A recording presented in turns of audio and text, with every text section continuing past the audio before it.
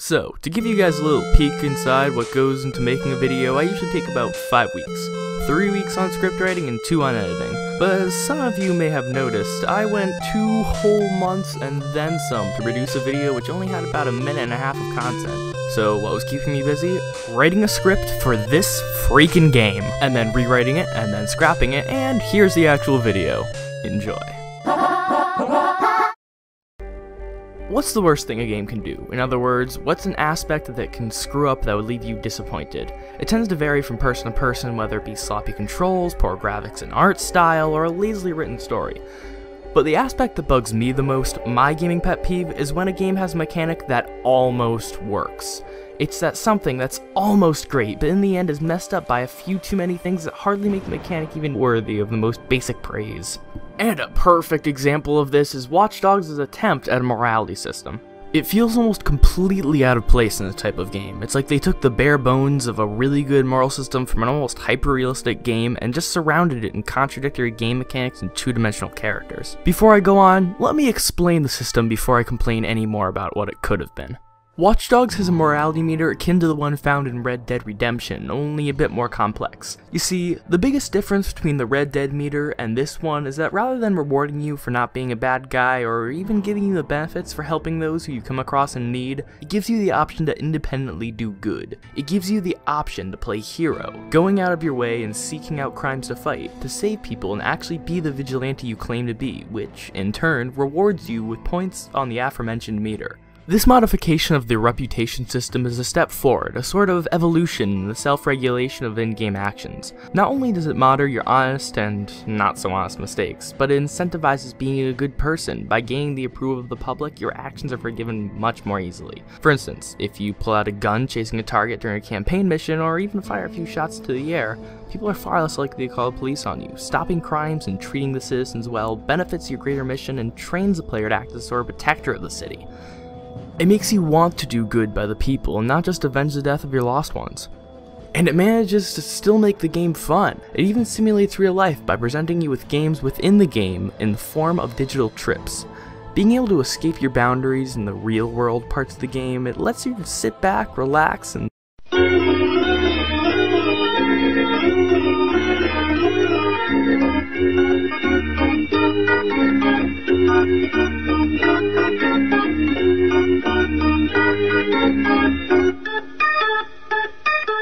Watch Dogs restricts your actions somewhat in the main world, making things like rampages difficult to pull off. So to make up for it, the game creates an outlet for you to experience these different, more exciting things. It makes this ordinarily pew pew pew pew genre just a little boring when it comes to free roaming, so it lets you play a game and blow off some steam. Although Watch Dogs missed the mark in many ways on realism, I find this minute detail to be an incredibly interesting tidbit of lifelike authenticity. There's something else to note about the system. You see, the way that they weigh the notoriety points between campaign missions and crime-busting side quests is quite interesting. Instead of giving you major rewards for completing your own vengeance-fueled quests, although there are a few instances where your notoriety is rewarded, you see far more reward in the side quests where you protect the people. Looking at it from a certain angle says quite a bit about how Watch Dogs sees vigilantism. The public judgment for your actions creates this moral overseer, a god figure if you would. Now, this figure judges all your actions, and as a result, it gradually changes the atmosphere to reflect said actions. Yet your gray area killings are left practically without reward or punishment. This means that the judgment is less imposed and more so left open. It's left for the player to decide what's right and what's wrong in your whole mission. The moral gray area serves as an in-between space, where social presets and defined boundaries are unavailable, and the choice is left up to the player to decide what's good and what's evil. And that's how it should be done. The game should present options, judgment, and a sense of freedom with a hint of that restrictive real-world feeling. Instead of trying to tell you deeper, profound things in the moral dealings, it should carefully implement everything that it's trying to say, and let the most powerful machine in the room make the decisions. The player. And it almost got there. It almost implemented the most clever moral system to grace the vigilante genre. But no. It had to have needlessly killing people in traffic collisions, stealing money from whoever you like, being able to kill criminals after you perform an intentionally murderless takedown. And all without the slightest bit of judgment, just throwing in stupid action game mechanics paired with another two-dimensional character, all wrapped up in a terrible cookie-cutter story. It's really quite sad that they had to take such a delicate system and ruin its subtle details and interesting implications with making the game just a little more flashy and bullet-riddled. In the end, Watch Dogs is just another okay open-world action game. I got my 40 hours of enjoyment out of it, and now I just kinda wish there had been something more.